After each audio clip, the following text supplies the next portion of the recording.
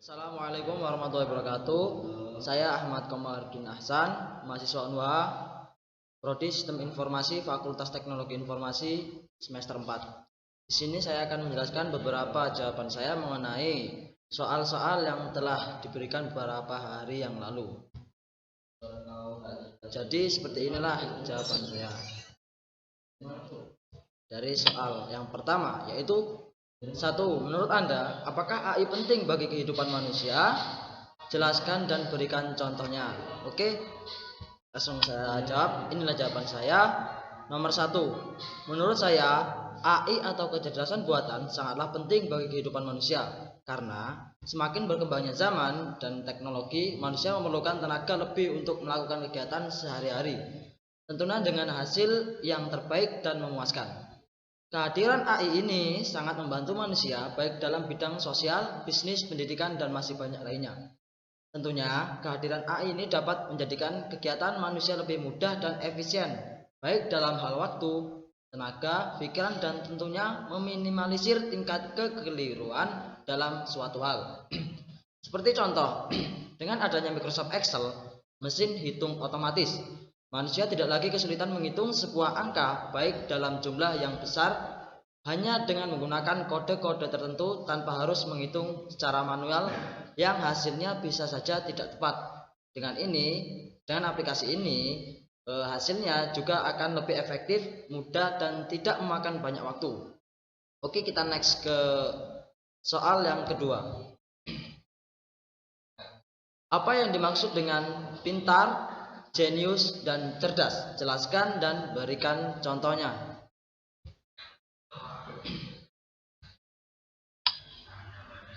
Oke, yang pertama, apa yang dimaksud dengan pintar? Seorang dapat dikatakan pintar jika ia mampu menguasai hal-hal yang dipelajarinya. Maka tak heran jika istilah pintar kerap kali dikatakan dengan prestasi akademik.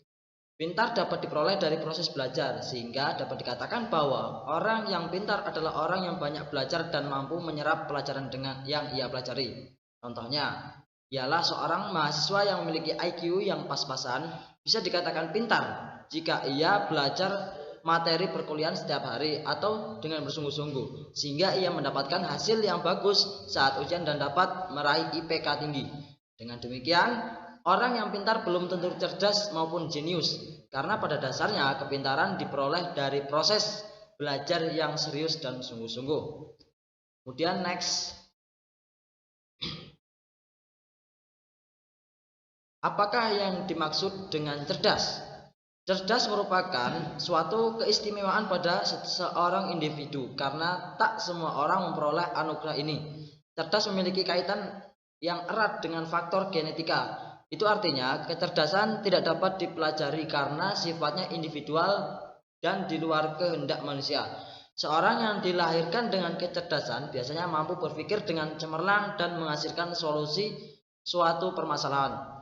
Kata cerdas tidak berkaitan dengan penguasaan suatu disiplin ilmu seperti matematika, kimia, biologi, sejarah, dan sebagainya. Oleh karena itu, seorang yang cerdas tidak bisa dikatakan pintar jika ia tidak melakukan suatu proses belajar dan memiliki pengetahuan mendalam tentang ilmu tertentu. Sehingga orang cerdas belum tentu pintar. Contoh, anak dari seorang kiai bisa memiliki kemampuan istimewa dalam hal ilmu. Hal ini kebanyakan terjadi karena faktor genetika atau keturunan. Oke, next. Apa yang dimaksud dengan jenius? Jenius erat kaitannya dengan tingkat IQ seseorang. Ia memiliki kemampuan cara berpikir tinggi, kreativitas, serta daya imajinasi yang luar biasa. Orang jenius akan cenderung memahami masalah serta menyerap segala hal yang sifatnya substansial. Tapi jika tidak diimbangi dengan proses belajar yang sungguh-sungguh, ia belum tentu jadi pintar. Dengan IQ tinggi yang dimiliki, pemikiran orang jenius sering dianggap tak masuk akal karena cara berpikirnya yang jauh ke depan dan tidak seperti orang kebanyakan. Karena cara berpikir yang jauh ke depan dan IQ seperti orang kebanyakan, pemikiran-pemikiran yang dihasilkan biasanya akan terbukti dengan dapat diterima di waktu-waktu mendatang. Kesimpulannya, orang jenius adalah orang yang dilahirkan dengan genetik yang bagus disertai dengan level IQ yang tinggi atau Uber. Contoh, Albert Einstein adalah fisikawan teoristik kelahiran Jerman. Beliau mendapatkan predikat orang yang jenius karena hasil karyanya yang bagi orang biasa di luar nalar. Bahkan beliau berhenti sekolah sejak sekolah dasar. Oke. Next. Dengan soal yang ketiga. Selain yang telah disebutkan di atas, sebutkan aplikasi-aplikasi komersial yang lain.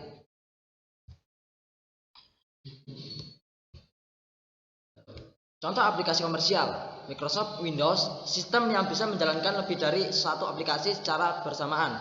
Contoh yang kedua yaitu Micromedia Flash, software plugin untuk membuka atau melihat gambar, animasi, video yang ada pada website. Contoh yang ketiga yaitu Adobe Photoshop, mengedit dan memberi efek pada gambar.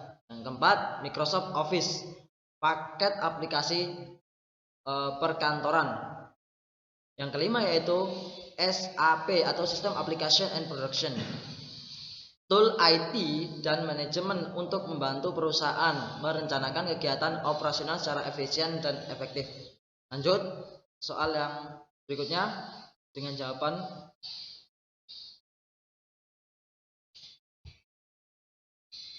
nomor 4. Soft computing adalah kemampuan teknik-teknik komputasi dalam ilmu komputer yang berusaha untuk mempelajari, memodelkan, dan menganalisis suatu fenomena tertentu guna mengeksploitasi adanya toleransi terhadap ketidaktepatan, ketidakpastian, dan kebenaran parsial untuk dapat diselesaikan dengan mudah dan biaya penyelesaian murah. Contoh yaitu TV yang menggunakan teknologi age reconnection, di mana TV tersebut akan shutdown ketika yang menonton TV tersebut sudah memejamkan mata dan terlelap. Oke, next.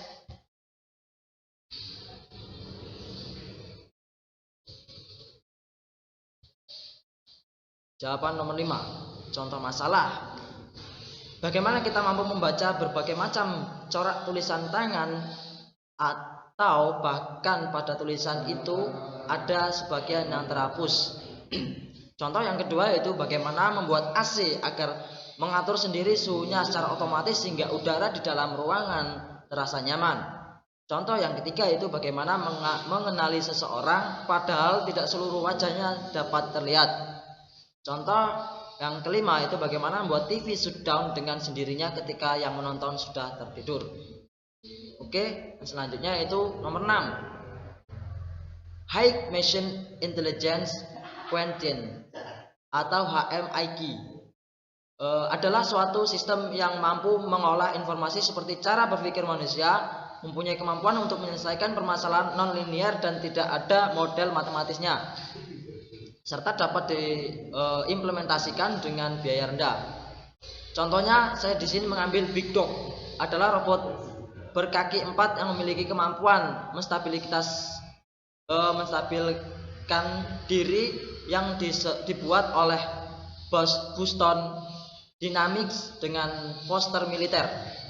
Massa Jet Propulsion Laboratory dan Harvard University Concorde Field Station pada tahun 2005. Karena kemampuannya tersebut, maka robot ini dapat berjalan, berlari, memanjat, membawa beban yang berat. Sebenarnya tujuan utama Big Dog adalah untuk pengembangan sebuah robot yang mampu pergi kemanapun sebagaimana manusia dan hewan dapat pergi dengan pertimbangan tenaga yang kuat hanya dengan suplai energi listrik.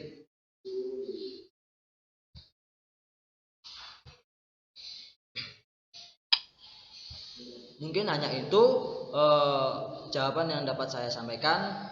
Apabila banyak kesalahan saya mohon maaf, dan videonya nanti akan saya buka setelah slide selesai. Baiklah, untuk contoh video dari perkembangan AI, di sini saya mengambil robot Big Dog yang saya sudah jelaskan tadi di contoh contoh jawaban saya tadi, yaitu robot buatan USA atau Amerika Serikat yang desainnya seperti namanya, yaitu anjing besar. Di sini yang telah saya pahami dan saya baca sebelumnya dari Big Dog ini, jadi Big Dog ini didesain khusus untuk menempuh jarak jauh tanpa kenal rasa lelah, sehingga robot ini diterjunkan pada dunia militer guna untuk membantu para militer membawa barang-barang yang sekiranya tidak mampu dibawa oleh seseorang. Jadi Big Dog ini dia mempunyai beberapa kemampuan, yaitu dia bisa membawa barang yang 3 kali beratnya lebih berat daripada manusia, daripada yang dapat dibawa oleh manusia.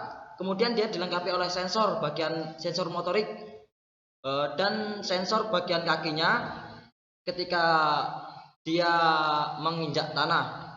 Kemudian robot Big Dog ini juga dilengkapi dengan sensor keseimbangan, sehingga robot ini mampu mengatur keseimbangan dirinya sendiri. Robot ini sangat membantu dalam bidang militer dan sekarang sudah dikembangkan menjadi robot militer yang membantu para tentara untuk bertugas. Jadi mungkin seperti itulah yang dapat saya jelaskan dari video yang saya ambil ini. Sekian dan terima kasih.